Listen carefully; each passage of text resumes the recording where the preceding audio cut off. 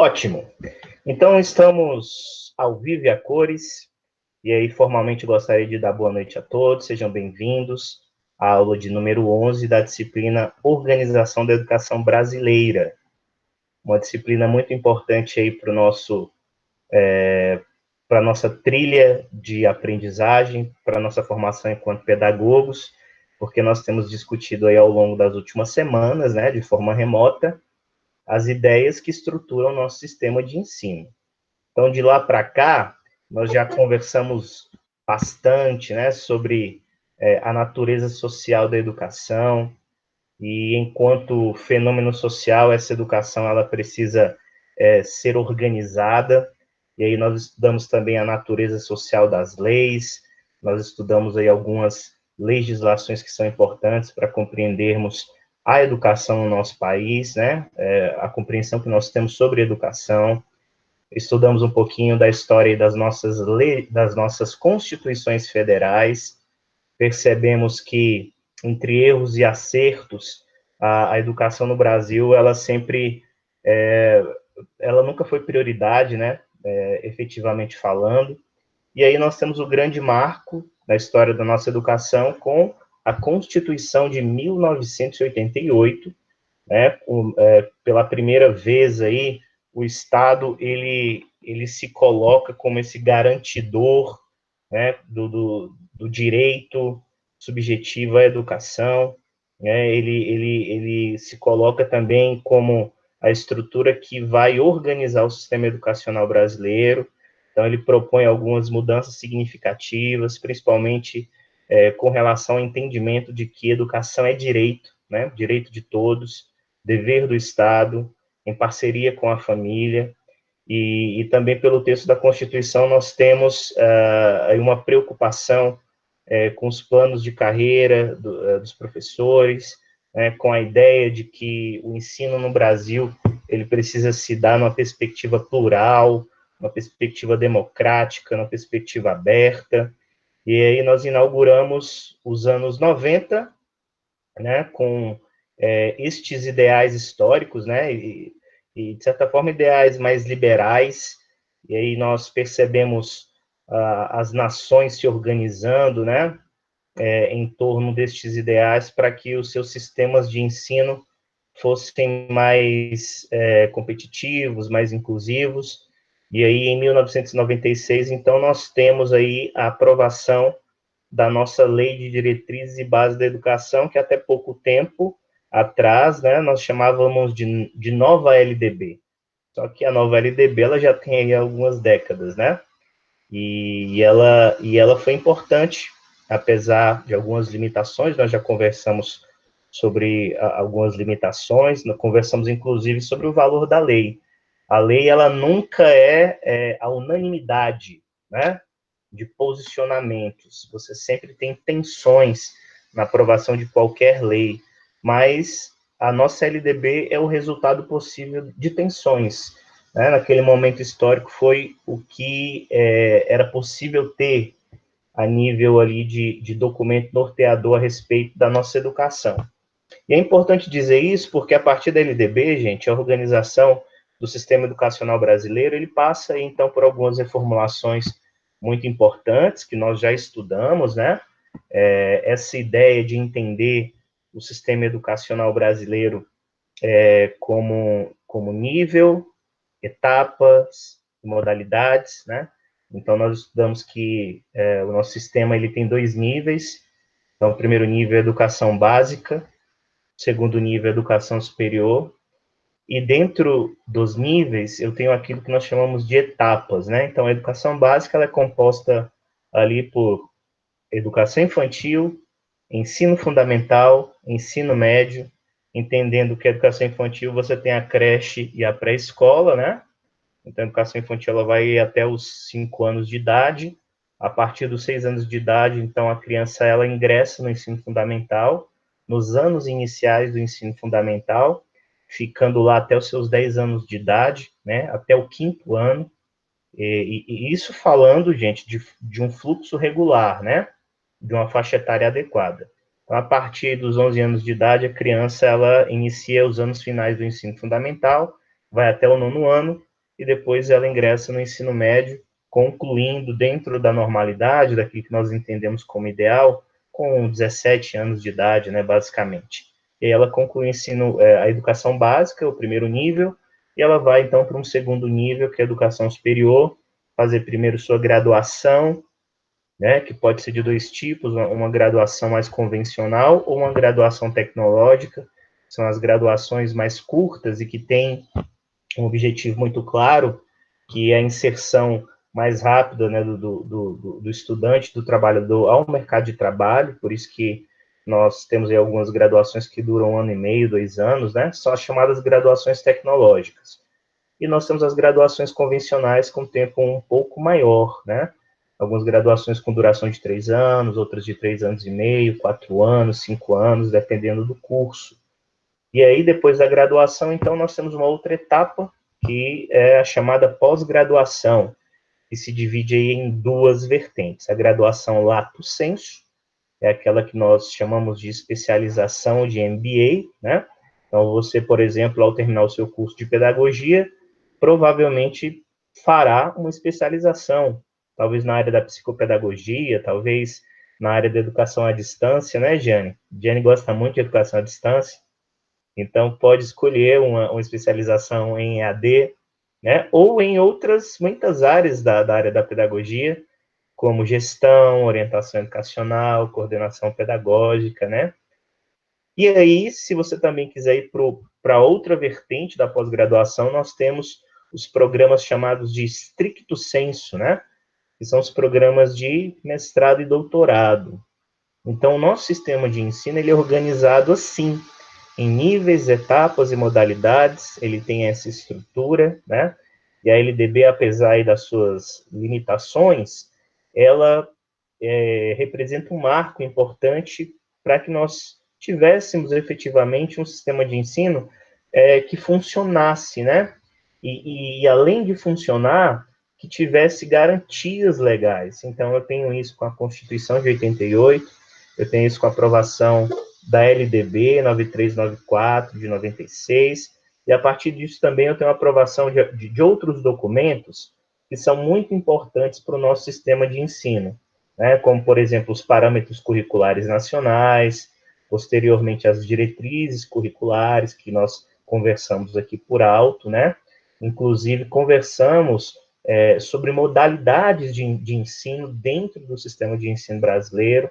Então, temos níveis, etapas e também temos modalidades, que são aí configurações ou oferta de educação voltadas para um determinado público, como educação de jovens e adultos, educação escolar do campo, educação escolar indígena, educação à distância, educação especial.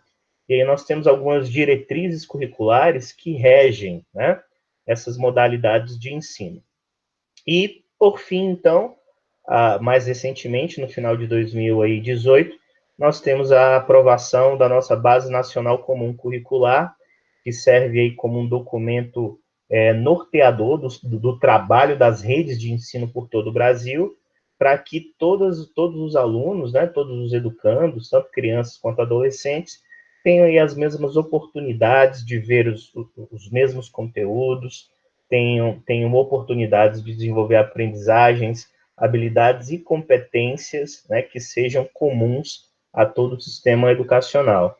Então, percebam, né, as nossas leis, as nossas diretrizes, os nossos marcos legais, eles representam um grande avanço para a organização do nosso sistema de ensino. E aí nós estamos falando aqui a nível normativo, né, a nível de leis. Só que nós sabemos que na prática os desafios eles são muito maiores. E aí no encontro passado nós começamos a conversar sobre esses desafios, né? Então quais são os desafios para que o sistema educacional brasileiro ele seja efetivamente um sistema organizado? Então nós poderíamos aqui listar muitos destes desafios, né? Inclusive o desafio de acesso. Até pouco tempo atrás, por exemplo, o acesso à educação básica ele estava quase universalizado, né? Então, quase toda criança e adolescente estava dentro da educação básica. Isso são dados recentes, são dados de alguns anos atrás, né? Mas qual era o funil, qual era o gargalo da educação básica? Ensino médio. Então, era o acesso à educação básica era praticamente universalizado, todos entravam, né? Salvas as exceções de regiões com alguns problemas, principalmente ali de locomoção, mas você tinha boa parte aí, então, das crianças e dos adolescentes brasileiros frequentando a escola. Isso são dados recentes. Mas qual era o gargalo disso tudo? Era o ensino médio. Então, boa parte da criançada e dos pré-adolescentes desistiam da caminhada escolar, evadiam, né? Então, inclusive, a evasão é um dos nossos desafios, é um dos nossos problemas. O abandono da escola é um problema ainda que nós temos, né? Aliado à evasão, nós temos também o problema do analfabetismo, que ainda castiga boa parte da população brasileira, e nós temos uma outra configuração de analfabetos, né, que são os ditos funcionais. É o sujeito que consegue ler o código, consegue ler a palavra, mas não entende o que leu, né? E essa é uma percepção que ela se expande. E aí é que eu utilizo as palavras de Paulo Freire, um sujeito que não consegue ler o mundo, né? Que não consegue ter uma visão analítica, uma visão crítica sobre o seu contexto de vida, é uma pessoa também analfabeta, né? É uma pessoa que tem dificuldades de ler o seu mundo. Então, nós temos esse dilema histórico no Brasil, né? Então, multidões de analfabetos, esses números melhoraram bastante. No encontro passado, nós percebemos que na primeira metade do século XX, nós chegamos lá nos anos 30 com quase 60% da população brasileira analfabeta, né? E aí nós temos aí algumas explicações históricas para isso. Boa parte dos brasileiros vieram do campo, né? Para engrossar aí as fileiras de trabalhadores nos grandes centros urbanos, principalmente no Sudeste, nas cidades de São Paulo, Rio de Janeiro, né, Belo Horizonte. Então, esses trabalhadores que vieram do campo, que vieram construir as cidades, que vieram trabalhar, era, em boa parte, trabalhadores analfabetos, trabalhadores sem escolaridade, porque, em princípio, não era de interesse do Estado garantir uma educação do campo numa perspectiva que preparassem as pessoas para ficarem no seu lugar, né, para ficarem na sua terra, para trabalharem no campo, para viverem no campo. Então, todos esses dilemas fazem com que a falta de oportunidade no campo leve a turma para a cidade. E aí você tem massas de trabalhadores que não têm a vivência escolar. E isso se repete nos filhos, né? Então, se os pais entendem que a escolarização, que a vida escolar não é importante, provavelmente não vai haver um encorajamento de seus filhos, tá? Assim, existem outros exemplos de pais que não estudaram, mas que entendem que a educação é importante, encorajam seus filhos. Então, percebam, gente, os desafios do nosso sistema de ensino, eles são muitos, né? Vai desde a evasão, passando aí pelas características socioeconômicas do brasileiro, né? Então, boa parte da nossa população, ela é uma população pobre, ela é uma população vulnerável socioeconomicamente, e isso tem repercussões, né? Isso tem repercussões. Agora mesmo nós estamos vivendo um dilema com relação ao Enem. Não sei se vocês têm acompanhado, né? Então, enquanto o Ministério da Educação está dizendo o seguinte, olha, o Enem ele se mantém, ele será aplicado no segundo semestre.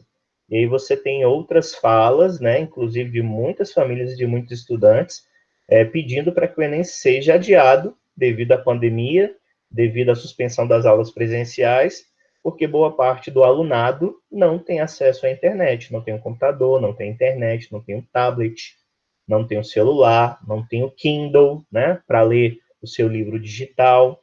Então, não tem esses recursos para continuar a estudar, né? E aí alguns têm pedido para que o Enem ele seja adiado. Então, assim, o que que essa discussão nos mostra? Nos mostra a grande disparidade entre ricos e pobres no Brasil, né? O grande abismo que nos separa ainda enquanto sociedade. A desigualdade instalada, né?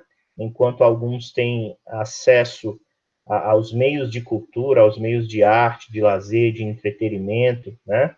A uma educação formal de qualidade, outros, o único canal para a cultura e para uma libertação de consciência é a própria escola. E aí a escola fecha suas portas por causa de uma pandemia, né? E aí o que, que se faz dessas crianças e desses adolescentes? Então, essa é uma questão que a gente precisa levantar, porque também é desafio para o nosso sistema de ensino. É desafio para o nosso sistema de ensino também o investimento, colocar dinheiro na educação, né?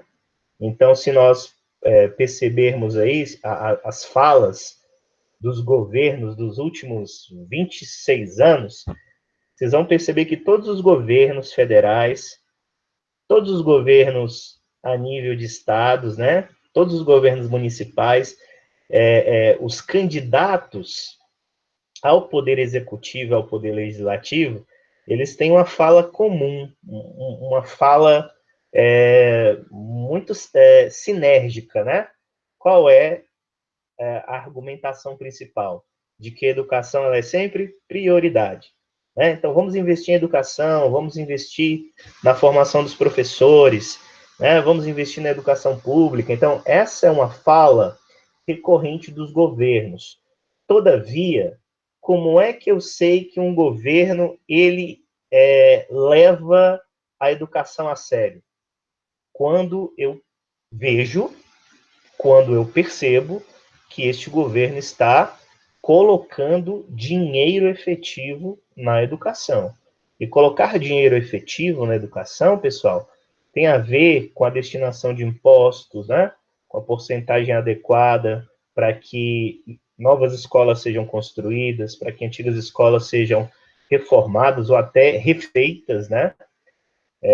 Por exemplo, aqui no Brasil, nós temos as ditas escolas feitas de lata, né? Se você pega a rede pública do Distrito Federal, e se você for analisar a estrutura de nossas escolas, elas basicamente são estruturas cujo fundamento é de ferro, os tijolinhos que se encaixam, né? E os tetos de metal.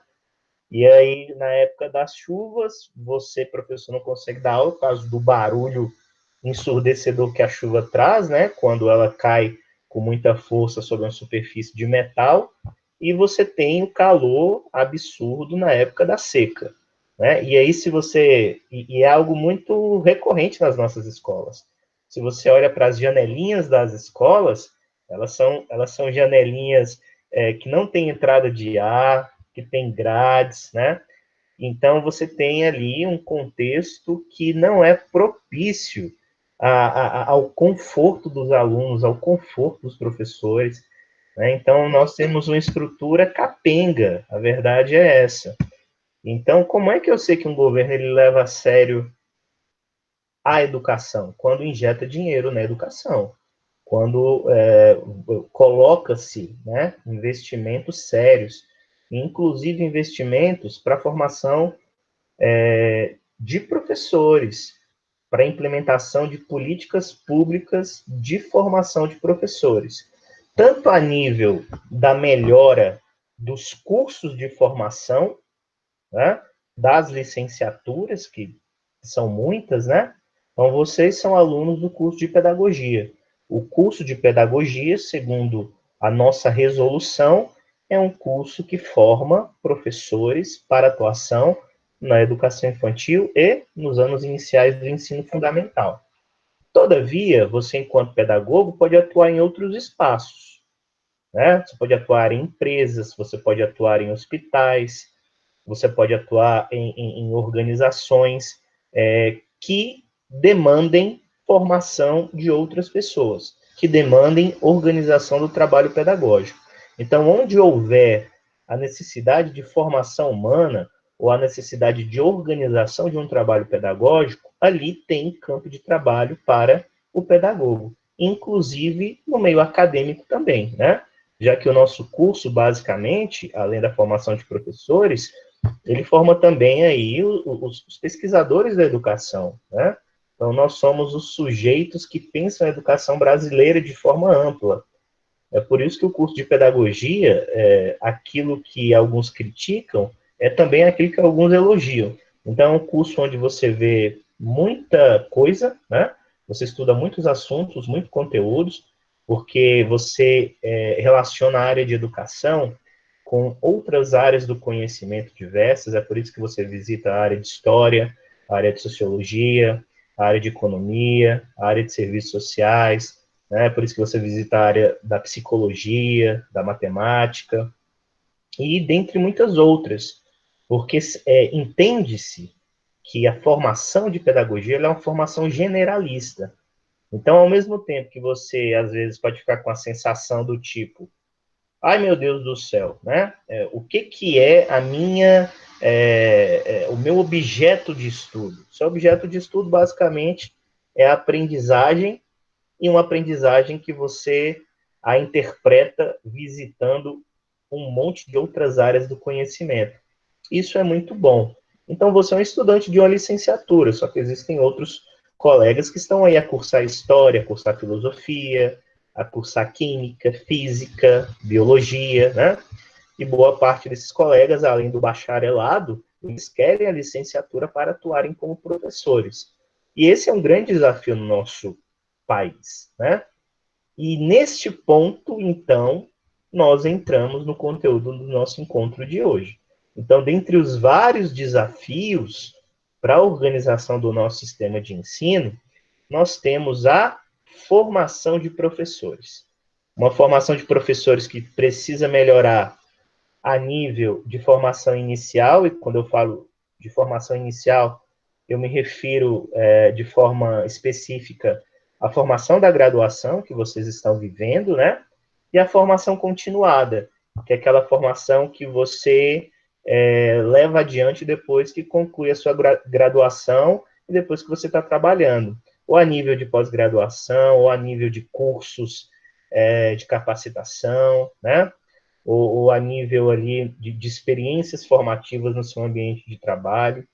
Então, o que nós precisamos efetivamente é conversar sobre a nossa formação de professores, né? Ela é uma formação que requer cuidados, porque precisamos melhorar muitas questões relacionadas aos cursos de licenciatura, e também nós precisamos olhar para as políticas de educação. Então, não adianta nada os governos deixarem em evidência, né?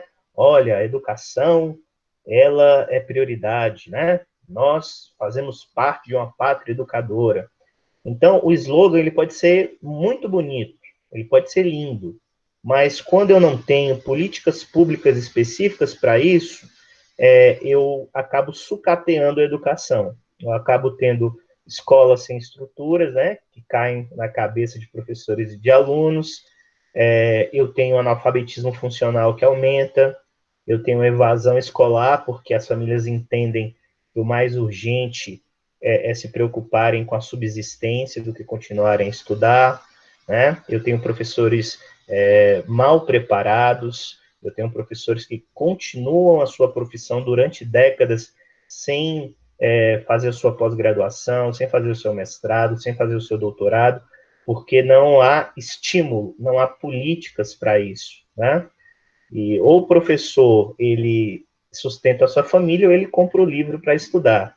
Então, estes dilemas, eles são muito reais, tá? Tanto nos centros urbanos desenvolvidos, quanto no interior. Agora, é claro que o interior do país, ele passa por situações muito mais drásticas e urgentes, né?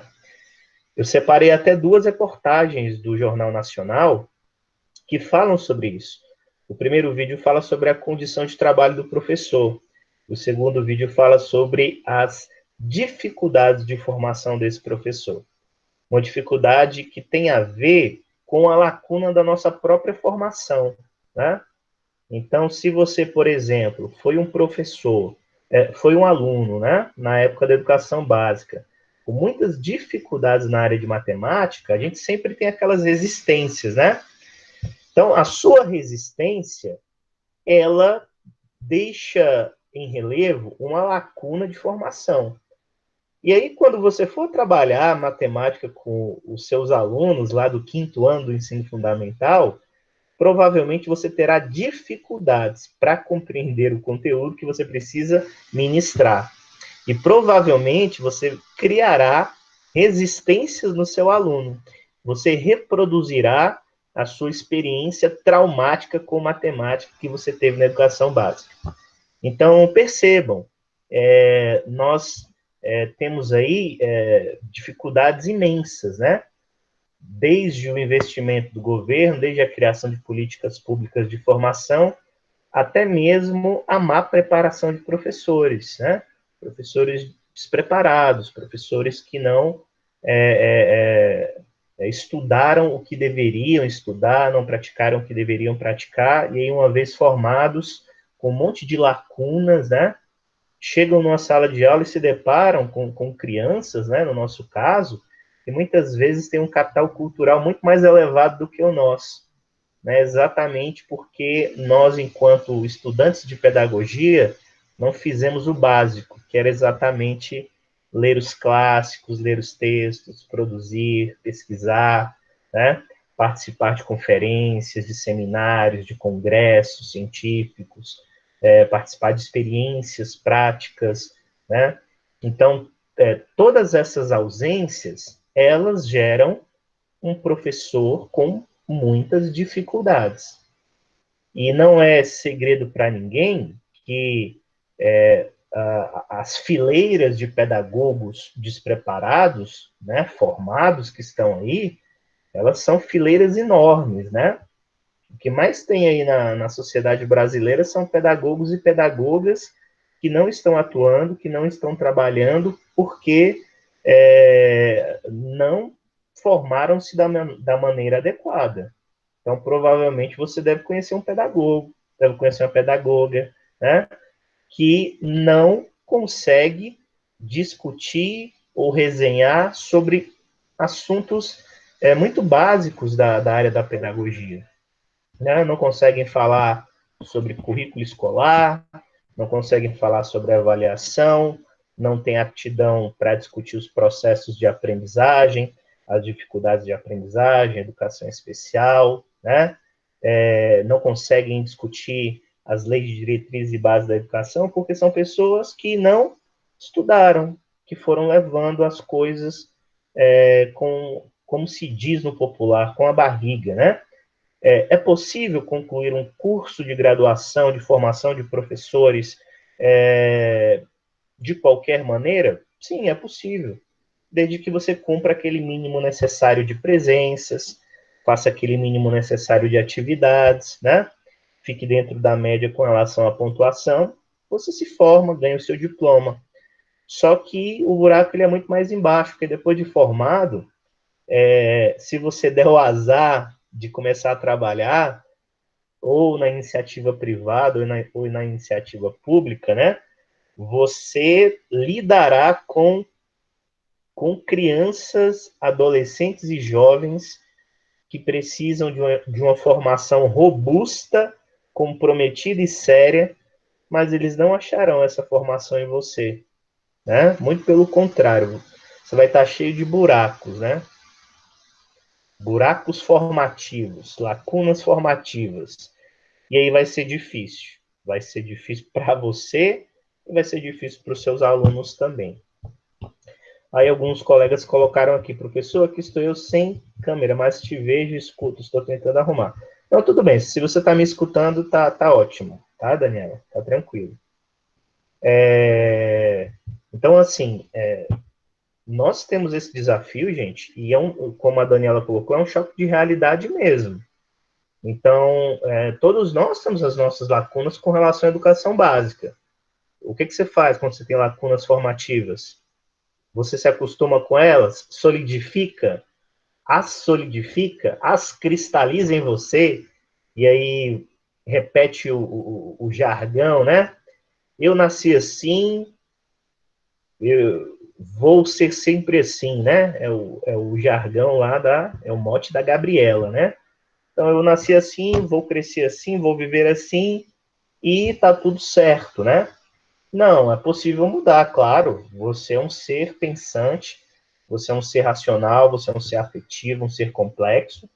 E uma vez que você tem lacunas de formação, você pode intervir, né? E aí a neurociência nesse sentido nos ajuda, mostrar que o nosso cérebro ele pode ser expandido, né? Ele pode criar suas conexões neurais de tal forma que aquilo que ficou deixado para trás, você pode desenvolver essas novas habilidades, né?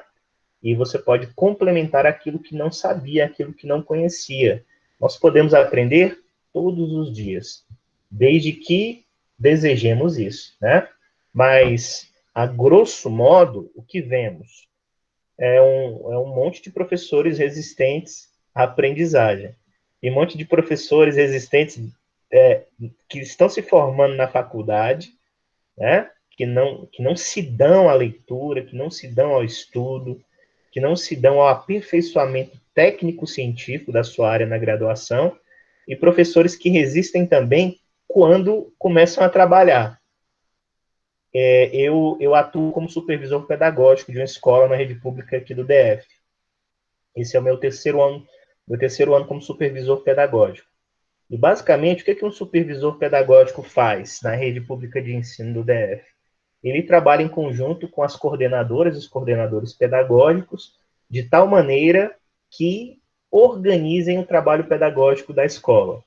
Isso tem a ver com supervisionar, com auxiliar o trabalho dos professores, com implementar projetos, né, em discutir projetos, em propor, dentro da perspectiva da rede, né, algumas saídas para os desafios da alfabetização, já que a gente está falando aqui de anos iniciais, né, que é uma das áreas de atuação do pedagogo. Então, assim, o meu trabalho é um trabalho de pensar a escola, né, junto com as minhas coordenadoras. E é um trabalho de auxílio e de supervisão do trabalho docente, né? E de supervisão de como o trabalho está sendo feito. E aí, uma das experiências que eu tenho tido aí nesses últimos 3 anos, né, é a grande resistência do professorado quando você vem com ideias novas, né? Quando você vem com ideias que, inclusive, não são ideias que você tira da cartola, mas são ideias e são proposições da própria rede de ensino para melhorar o nosso trabalho. E aí você chega lá naquela coletiva, naquela coordenação coletiva, né, que é uma espécie de reunião com todos os professores, e aí você está lá junto com suas coordenadoras, com a direção, propondo saídas, né? E aí o que acontece com os professores? Eles te olham assim, com aquela cara amarrada, né? O que esse menino quer me propor, né? Eu tenho 20 anos de experiência, 20 anos de alfabetização, esse menino vem com a proposta mirabolante, não farei, né? Então, essas resistências, elas são também desafiadoras. Então, olha só, pessoal, formação de professores, a gente precisa entender de forma ampla, tá?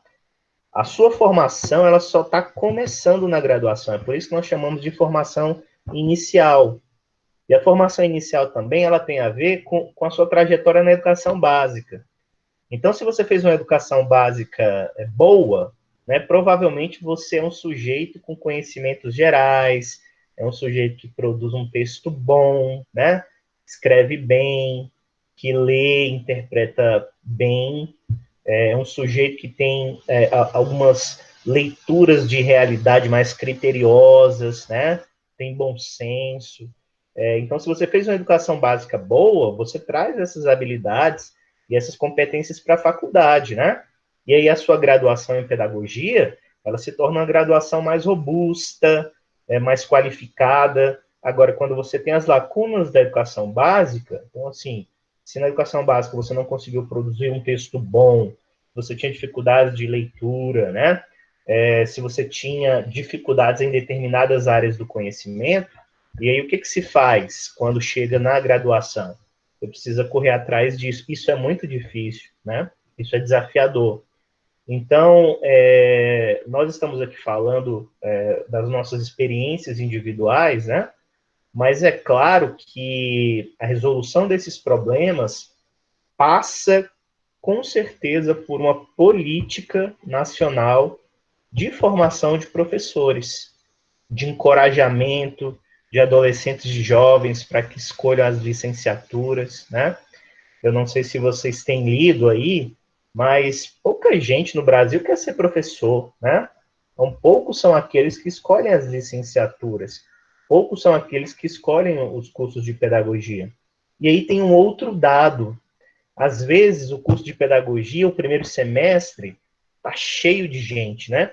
Só que lá no final do curso você percebe que poucos se formam, né? Muitos desistem na caminhada, porque pensam assim, eu vou ingressar na educação superior porque pedagogia é fácil, né? E aí no decorrer percebem que é necessário leitura, que é necessário esforço, né? Que é necessário uma postura mesmo de pesquisa e de dedicação. E aí muitos acabam ficando pelo caminho.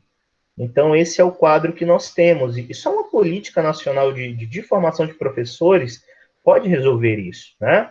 O encorajamento da juventude para a escolha. Então, da mesma maneira que é louvável, né, as pessoas escolherem as áreas de direito, de medicina, as engenharias, né?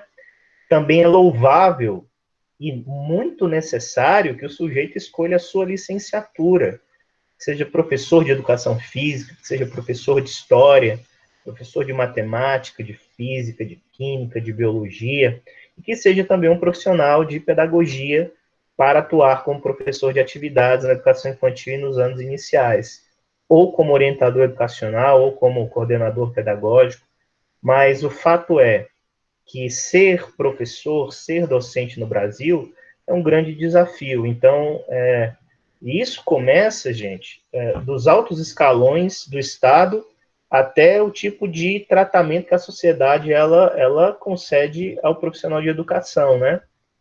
Então, por isso que às vezes as pessoas perguntam, e aí, o que você cursa, né? E aí alguns enchem a boca e falam, eu curso Direito, né? Eu curso Medicina. E aí te perguntam, o que você faz, né? Qual é o seu curso? Eu curso Pedagogia, né? Pedagogia, bem baixinho para ninguém ouvir. Eu faço Pedagogia. Então, esse nível de constrangimento nós não precisamos ter, né?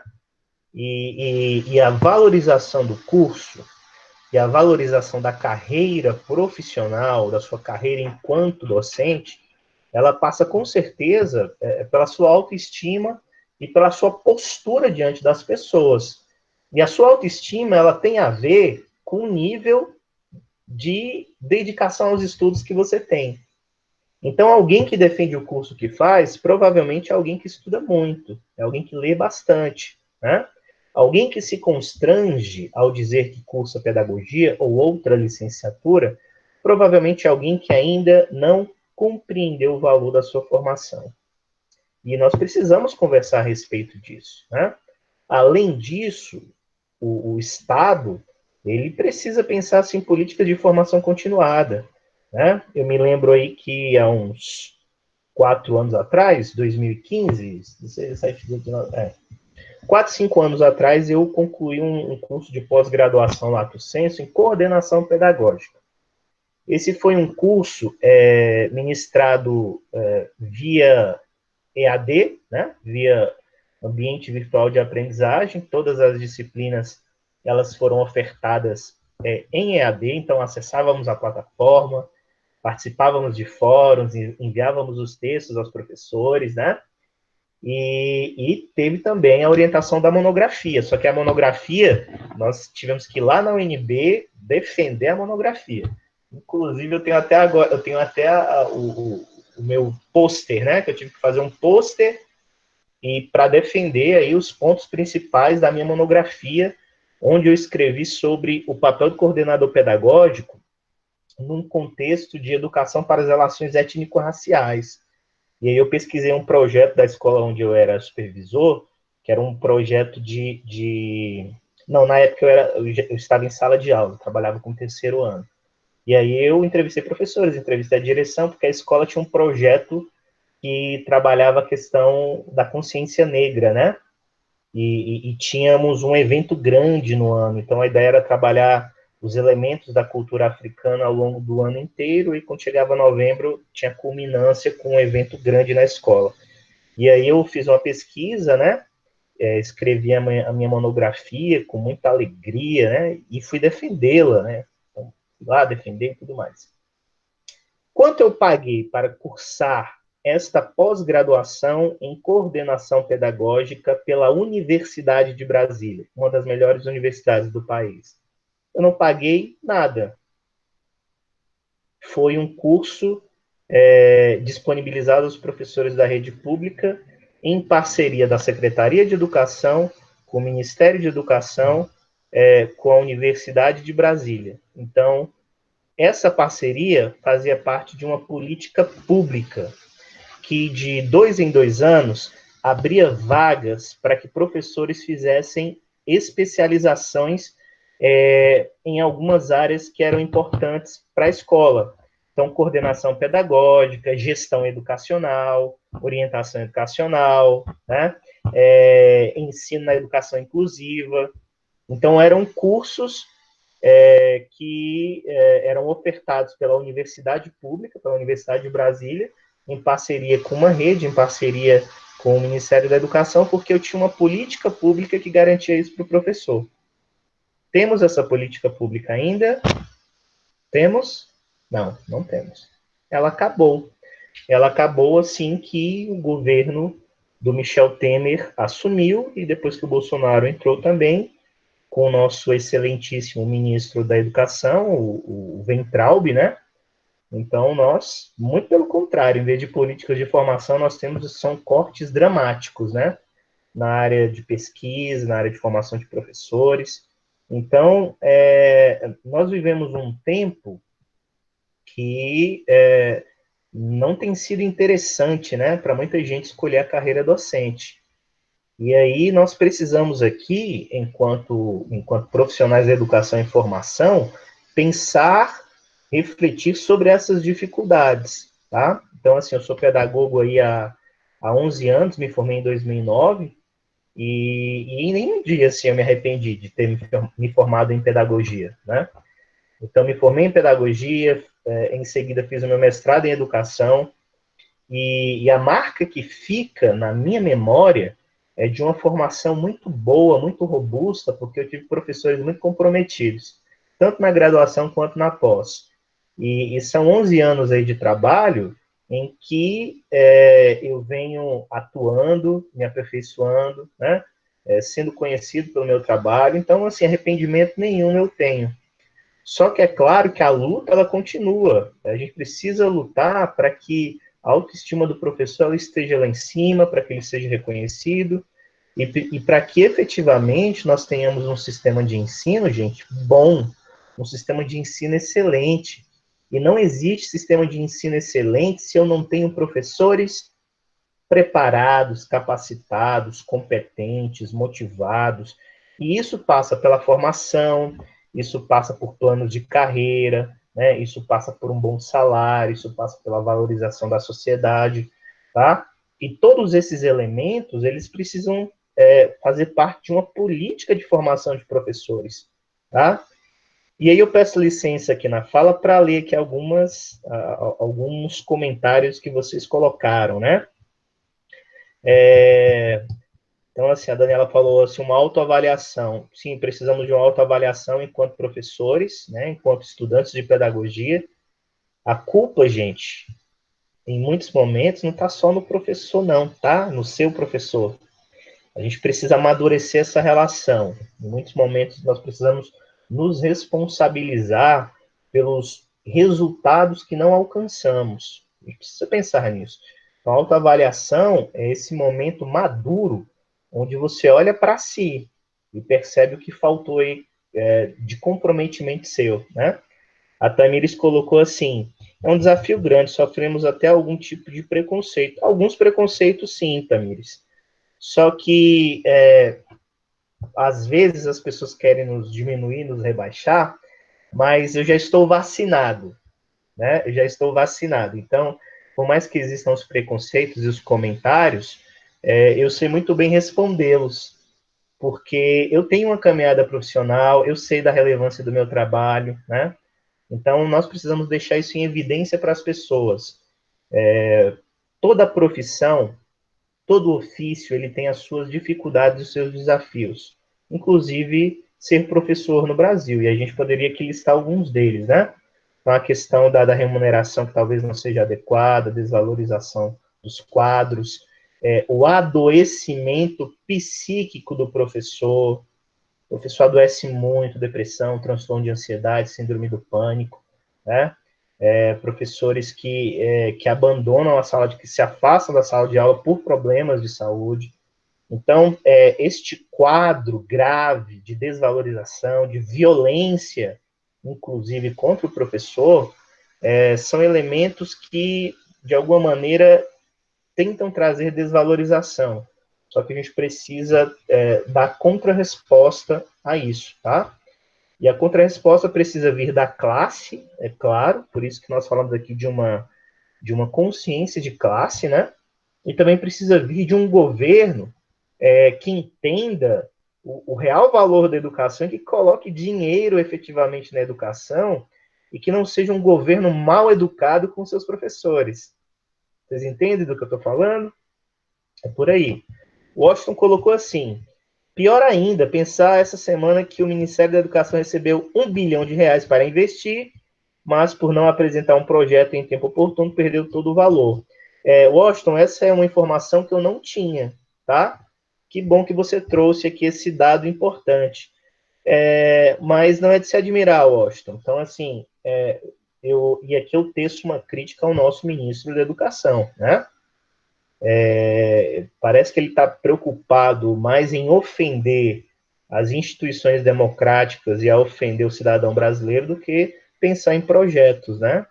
Então, nós temos um Ministério da Educação que, desde a posse presidencial, é um ministério inoperante.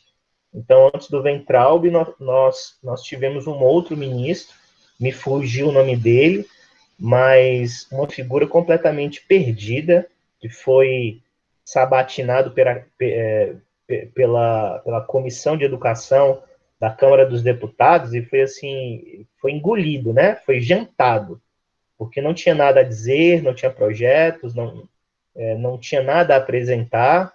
E aí eu me lembro que depois daquele episódio ele foi demitido e aí colocaram o Weintraub, que não tem formação nenhuma em educação, muito pelo contrário.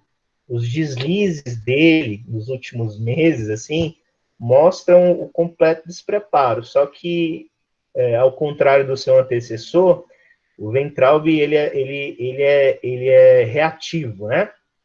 E eu diria até mal educado mesmo. E não tem projetos. Então, se você não tem projeto, se você não tem direcionamento, a educação no país ela fica à deriva, né? Então, o que fazer se o Ministério, que seria aí o órgão responsável por pensar os projetos, né, e o bom andamento? Então, assim, gente, as redes de ensino, e eu digo isso de experiência própria, as redes de ensino públicas, elas são corajosas, elas são vanguardistas, elas são éticas, elas são comprometidas, porque apesar de ter um ministério que não funciona, as redes de ensino no país, elas estão funcionando. E aí eu falo aqui defendendo a rede pública de ensino do Distrito Federal. Temos problemas dos mais diversos, mas, enquanto supervisor, eu lido com coordenadores intermediários da regional de ensino, né? Eu lido com pessoas que trabalham na sede, eu lido diretamente com os professores, com a direção da minha escola, eu percebo o comprometimento que esses profissionais têm a despeito do Weintraub, a despeito de um governo que é deseducado, que é mal educado. né, que é despreparado. Então, isso me mostra que a carreira docente ela tem um comprometimento ético, né, que ultrapassa a ideia institucional. Então, por mais que eu não tenha desenvolvido isso na faculdade, né, na medida que você vai trabalhando e exercendo o seu ofício, você vai se comprometendo, né? Então, a ideia de um professor descomprometido com a causa e com a sociedade, ela é uma ideia muito estranha, porque faz parte da natureza do nosso trabalho, você pensar nas aulas que você precisa ministrar e você pensar também no tipo de sociedade que você quer construir. Então, a utopia, enquanto horizonte, ela sempre vai fazer parte do nosso ofício, tá? A Daniela colocou aqui comprometimento, né? Ser negro parece que você tem baixa escolaridade. Sim, então, assim, veja bem, que bom que você citou isso, Daniela, porque nós vivemos num tempo, né, que é importante deixar algumas dívidas históricas do nosso país em evidência, sem mimimis, mas deixar muito evidente. Então, o que nós comemoramos hoje? Vocês sabem? 13 de maio, né? O que se comemora hoje? Podem mandar aí no chat, podem falar. Comemoramos o que hoje, gente? 13 de maio. A abolição da escravatura. Nós fomos aí um dos últimos países no mundo a abolir a escravatura, né? E a abolição, ela não resolveu os nossos problemas. Então, sim, a escolaridade, ela é um privilégio ainda das elites brasileiras, né? Então, o Darcy Ribeiro, ele fala uma coisa muito interessante, que as nossas elites, elas são acometidas de uma enfermidade, de uma doença, que é a indiferença, é o descaso, né? Então, se o problema não atinge a elite, né? Se o coronavírus não atinge a elite, se a falta de escolaridade não atinge a elite, se a violência urbana não atinge a elite, então a elite ela se coloca numa posição neutra e de tranquilidade diante dos problemas sociais, né? Só que o que a pandemia nos ensina é que ninguém está a salvo, entende? E aí nós pagamos um alto preço pela desigualdade que nós temos.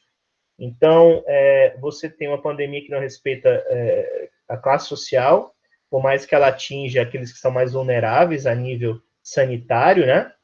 Mas você tem uma sociedade marcadamente desigual, uma sociedade que, por causa da desigualdade, ela sofrerá, né? E aí não adianta ficar indiferente nas nossas torres de marfim, né? Isolados do mundo. Mas ser negro no Brasil é um grande desafio. Então, assim, quem são os negros em postos estratégicos, né? No nosso país? Então, são poucos, né? São poucos, devem ser mais. A gente precisa de mais representatividade em ofícios que são ofícios estratégicos para a nação. A gente precisa de mais representatividade do povo negro, do povo preto e também das mulheres e de outros segmentos sociais, né? Então, nós somos uma sociedade multicultural, miscigenada, uma sociedade formada de um caldeirão cultural diverso, né? Mas mesmo assim, nós ainda nos comportamos como se fôssemos um monobloco, né? Homogêneo, como se todos nós pensássemos da mesma forma. E quando um governo ele entende o povo dessa forma, você tem problemas, porque nós não somos iguais, né? E nós precisamos, veja bem, a igualdade com relação à dignidade humana, nós partilhamos. Só que nós temos as nossas diferenças. E as diferenças, elas são a outra face da igualdade. E a gente precisa lidar com essas duas dimensões. Igualdade e diferença. Você tem direito a ser diferente. Negro, índio, mulher, né? LGBTQ e mais. e tantas outras, né? Hétero, religioso ou não. Então, você, enquanto um cidadão brasileiro, você precisa ser respeitado pelo posicionamento que você tem e pela sua experiência de vida, pela sua visão de mundo, né? Então, não é porque você defende determinados posicionamentos ou acredita em determinadas ideias que você precisa ser excluído do processo. Então, todos nós brasileiros somos responsáveis pela feitura do país. E é claro que muitos professores, nenhum é igual ao outro, né? Então, nós também precisamos pensar nessa diversidade de atuação do professorado.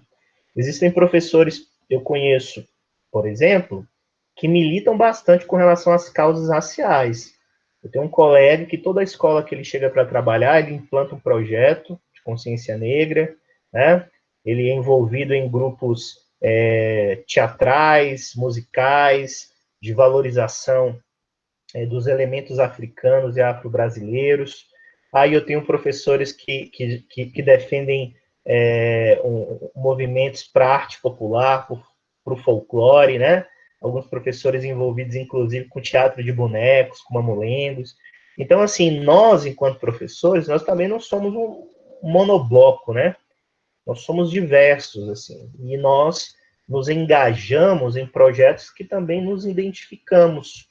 Mas o fato é que, por mais que nós sejamos muito diferentes, todos nós, né, dos vários posicionamentos político-pedagógicos, todos nós temos um compromisso em comum, que é uma formação cidadã para o aluno que chega às nossas mãos. E a gente percebe que falta trato, cuidado, né, na formação desse sujeito, na formação de vocês, na minha formação continuada, né? E aí eu repito aqui um dado que eu sempre trago, né, dos grandes sistemas de ensino no mundo, que são considerados sistemas vanguardistas, né, que têm excelentes resultados nas avaliações internacionais, como, por exemplo, a Finlândia, o Canadá, né? Esses países, eles têm algo em comum. Então, os mestres e os doutores, né, os professores com ótima formação, eles estão lá na educação básica, eles atuam com educação infantil, eles atuam com anos iniciais. Os nossos mestres e doutores, eles estão no ensino superior. Então, como nós queremos uma nação justa, né, menos desigual, e que prepare o cidadão do futuro, se eu não tenho um professorado qualificado, né? É claro que a escola, ela é um dos vários espaços onde essa criança vai construir a sua cidadania, mas a escola é um lugar irrepetível, inédito. Você não encontrará um lugar como a escola. Você pode ser um bom pai, uma boa mãe, seu filho pode receber valores, uma educação em valores, uma educação ética em casa, pode aprender com os pais, pode aprender com a família, né? Pode frequentar os melhores espaços na sociedade, mas a escola continua sendo um lugar de um aprendizado que não é encontrado em outro lugar, né? A escola, ela não é detentora do conhecimento, mas ela lida com um tipo de conhecimento que você não encontra em outros lugares, que é o conhecimento historicamente acumulado, que é uma tradução de toda a descoberta científica da história humana. Então, tudo que nós descobrimos enquanto seres humanos, tudo que nós sabemos sobre o universo, sobre nós mesmos, sobre o planeta em que vivemos, né? Sobre as relações de sociedade, todas essas descobertas, elas são traduzidas em forma de conteúdos que devem ser ministrados, problematizados, desconstruídos e reconstruídos pela figura do professor na escola. Então, se eu tenho lacunas na minha formação, se eu não continuo a me formar, né, depois que eu me formo professor, provavelmente eu não terei êxito, né? Eu não terei aí sucesso efetivo na minha carreira docente. Pois bem, e só para encerrar aqui, pessoal, quero trazer um dado sobre formação de professores, né? No artigo que eu disponibilizei para vocês, lá no texto base, ele é um artigo que se chama Formação de Professores no Brasil, 2 pontos, História, Políticas e Perspectivas. Aí os autores do artigo, eles fazem um resgate histórico da formação dos professores no Brasil, eles citam algumas leis importantes, né? E aí eles fazem alguns apontamentos, assim, do que eles esperam para a formação dos professores no futuro. E é muito interessante que eles citam aí algumas gêneses, né? Então, a partir de 1827, nós temos aí a criação da Lei das Escolas de Primeiras Letras.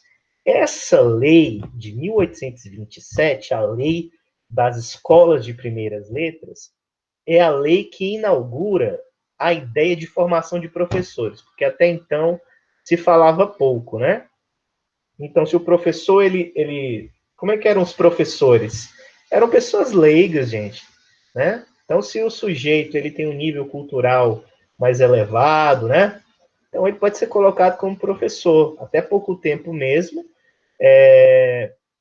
isso não era muito discutido no Brasil, né?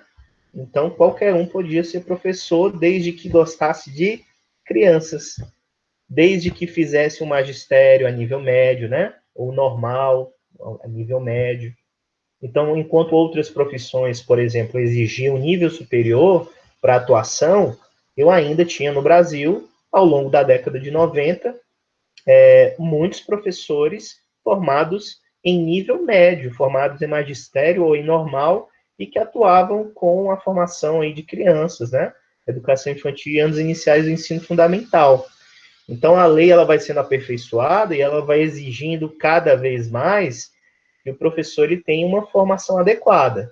Então, veja bem, a nossa caminhada formativa, né, a nível legislativo, a nível de leis, começa lá em 1827, pela primeira vez, nós, enquanto Estado brasileiro, nos preocupamos com a formação de professores, atravessa os séculos com um monte de problemas, aí chega em 1939, e o que criam em 1939?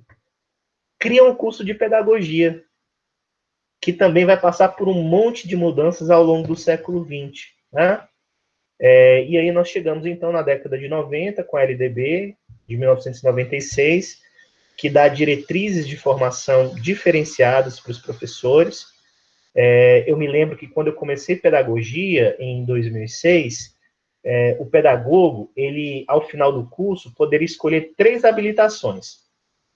Eu poderia escolher gestão educacional, eu poderia escolher orientação educacional, eu poderia escolher ser professor dos anos iniciais. Eram as opções que eu tinha, eram as habilitações, né? E aí depois houve uma modificação, houve uma resolução que coloca explicitamente que o profissional formado em pedagogia, ele é um profissional para atuar como professor, tanto na educação infantil quanto nos anos iniciais do ensino fundamental. Então, se você quiser ser um orientador, né, se você quiser desenvolver habilidades de gestão educacional, isso pode acontecer a nível de pós-graduação. É por isso que as pessoas fazem pós-graduação em gestão educacional, em orientação educacional, em coordenação pedagógica, né? Porque o curso inicial de formação do pedagogo é um curso voltado para docência. Só que aí nós temos uma grande contradição, porque nós não somos só professores, nós somos pedagogos. E o pedagogo, gente, basicamente, ele é um pesquisador da educação, né? Ele é um cientista da educação. Ele é alguém responsável pelo estudo de questões dentro da educação que outras áreas não se preocupam. Então, quando o problema é avaliação, ou é currículo, ou é formação de professores, os especialistas são chamados, né, pelos noticiários para explicarem. Os especialistas somos nós. É o pedagogo, é a pedagoga, que continua a estudar, que faz o seu mestrado, que faz o seu doutorado, que continua a investigar a área de educação. Então, muitas vezes nós perdemos o nosso lugar de fala, porque nós nos acostumamos a entender pedagogia como se fosse um curso que ensinasse os alunos a limpar bumbum de neném na creche, né? Você não precisa de graduação, você não precisa de formação criteriosa e robusta para aprender a limpar bumbum de neném na creche, para trocar fralda, né? Nada contra as professoras que trabalham nas creches, claro. É um trabalho, é um lugar de atuação do pedagogo. Agora, convenhamos, gente, nós perdemos muito espaço na sociedade porque nós mesmos não valorizamos o nosso ofício, que é um ofício intelectual, é um ofício reflexivo, é um ofício de produção de conteúdo, né? A gente lê Paulo Freire, a gente lê Moacir Gadotti, a gente lê José Carlos Libânio, Saviani, lemos todos esses intelectuais, né, de outros países, Émile Durkheim, Bourdieu, lemos John Dewey, né, Maria Montessori, lemos Emília Ferreiro. Só que nós, enquanto profissionais de pedagogia, a gente cria pouco, a gente não produz textos acadêmicos, a gente não produz os nossos artigos, a gente pensa pouco sobre o nosso contexto educacional, né? E pensando pouco sobre o nosso contexto educacional, nós vamos nos nivelando por baixo e deixando outras figuras ocuparem um lugar de fala, um lugar que originalmente é nosso, porque nós somos os cientistas da educação, né? Nós somos os pedagogos e as pedagogas, aqueles que têm formação generalista da educação e que podem falar sobre ela, desde que continuemos a nos formar, né? A despeito da falta de políticas na área. Vocês mandaram aqui algumas outras considerações, eu quero ler aqui. Vamos lá. Tanana, tanana, tanana. O Washington mandou aqui o link, tá? Saiu no UOL. Exatamente, né? Bacana. O Washington é o tipo de pedagogo que desce o pau na cobra e mostra, né? É isso mesmo, Washington. Uma das características do cientista da educação é essa. Você fala do dado e você mostra a fonte. Isso é excelente. Então tá lá no site da Folha, né? Que o MEC recebeu aí mais de 1 bilhão recuperados da Lava Jato, mas que não tem projetos. Que contraditório, né, gente? Que contraditório. Muito bem, então vamos aqui. Ficar o tempo todo precisando de benefícios sociais, MEC recebe não mais. Eu acho, isso mesmo. Bacana. Vamos lá. Tem vagas no governo que você precisa ter mestrado, mas poucos conseguem fazer uma pós. Falta realmente um direcionamento. Isso. Na verdade, gente, é um gargalo, né? A pós-graduação no Brasil é um gargalo. Então, quando eu comecei pedagogia, eu me lembro que no meu primeiro semestre eu já pensava, cara, eu quero fazer o meu mestrado. Eu já tinha isso em mente. E eu me lembro que no período de seleção, né, para o mestrado na época, eu concorri com um monte de gente que era bem mais experiente que eu, professores de muitos anos já. Mas o que faz a diferença é a sua dedicação, é a sua bagagem, o que você coloca na sua mochila, né? São os livros que você lê, são os artigos que você escreve, é a sua maturação intelectual. Isso ninguém toma de você. Então, eu me lembro lá que eu cheguei para minha seleção, quietinho, né? Me encontrei lá, inclusive, com antigos supervisores de instituições onde eu era estagiário, né? Falaram comigo e tudo mais. Eu me lembro que eu passei, eles não passaram.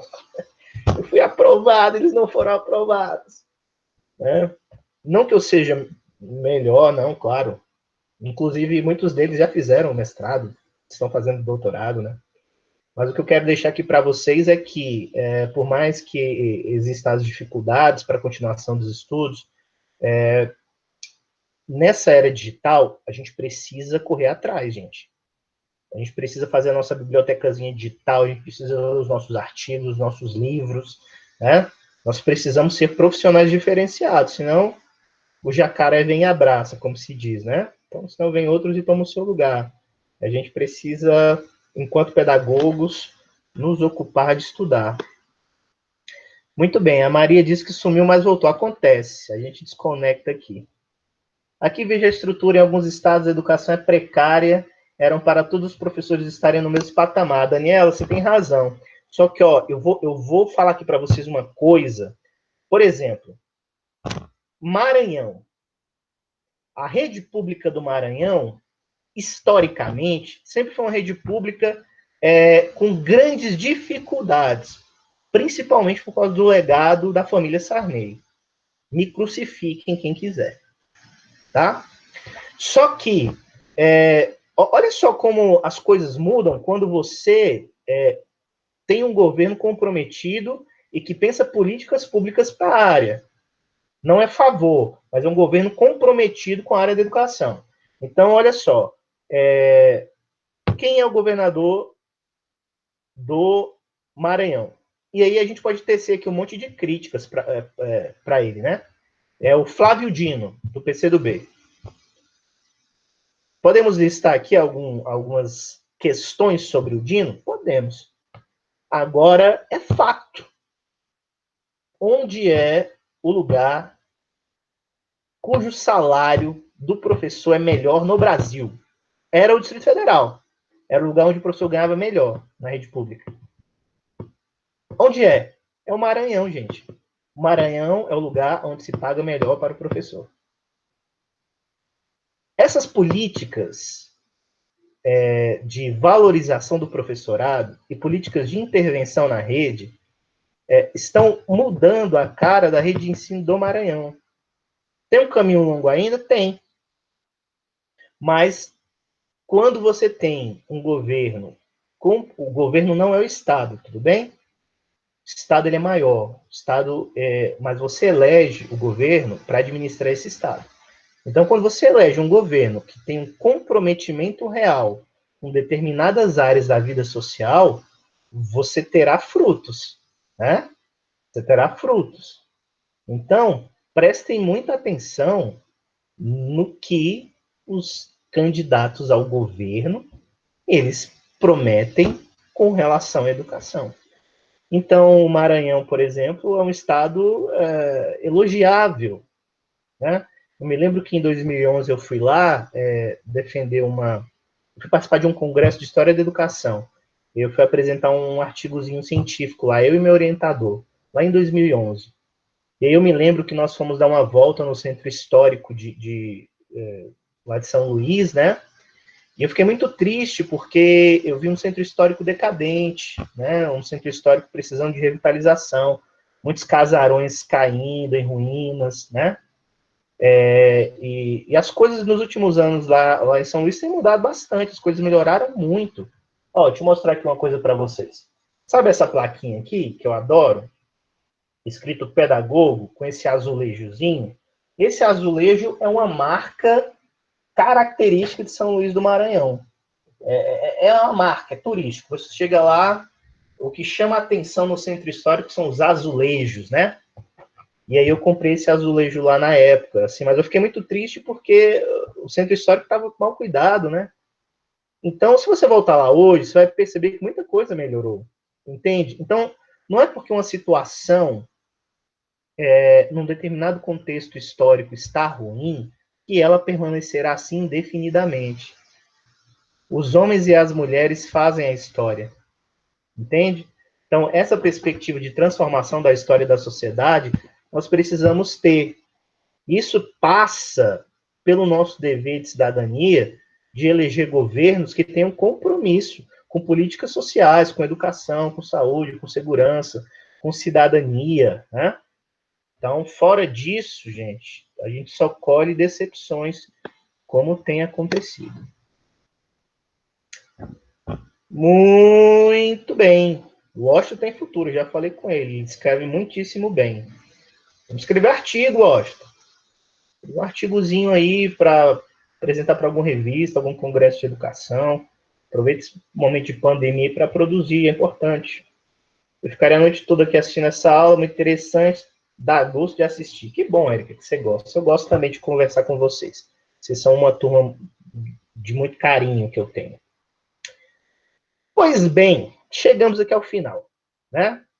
E aí, qual é o meu convite agora? Que você vá até o ambiente virtual de aprendizagem, tome ciência do que eu quero lá, né? Com relação à atividade. E você vai ter aí, gente, hoje é quarta, né?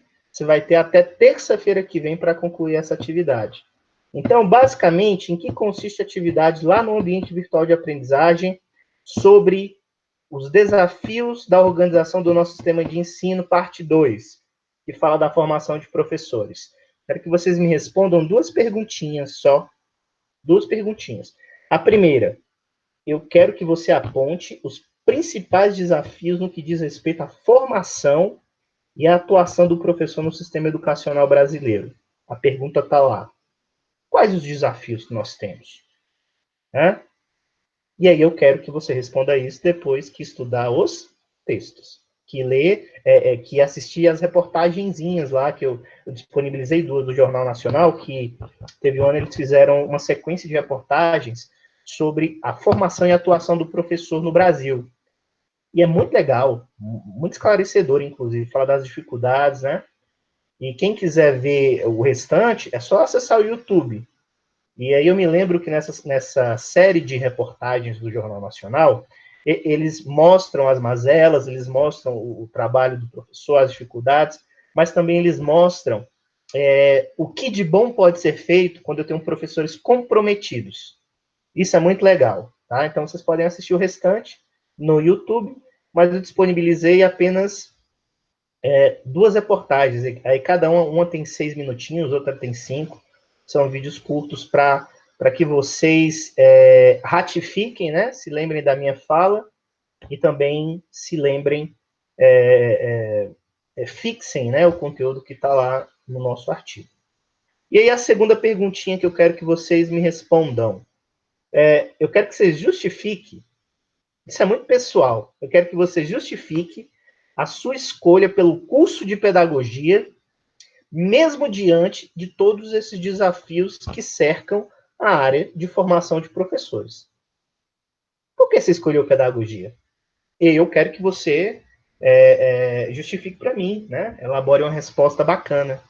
São duas perguntas, você vai responder, vai salvar em PDF e vai enviar para mim pelo link envio de atividades. Essa é a atividade, vocês têm até a próxima terça-feira, dia 19, para fazer atividade e para enviar para mim. Tudo bem? Muito bom, Washington.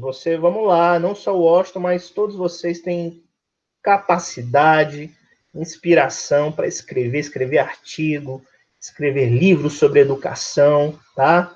Eu quero que vocês se formem como profissionais diferenciados. Esse é o meu desejo. Estou aqui para ajudar vocês nesse sentido. Muito bem, pessoal. Então, gostaria aqui de agradecer a imensa paciência de vocês. Peço mais uma vez que acessem o AVA, não deixem de fazer as atividades, tá? E eu já ajustei, inclusive, as presenças e ausências lá no ambiente virtual para alguns alunos, desde que na A2 continuem dedicados, fazendo as atividades, né? Não se esqueçam disso. E, no mais, eu desejo sucesso para vocês. Tudo bem? Então, aqui eu dou a minha boa noite. Fiquem em paz, fiquem tranquilos. E nós vamos conversando aí pelo ambiente virtual de aprendizagem, tá? Fiquem bem, cuidem-se e continuem estudando. Obrigado, Giane. Boa noite, Karen. Boa noite, Nicole, Érica, Carla. Boa noite, Washington. Fiquem com Deus, fiquem bem.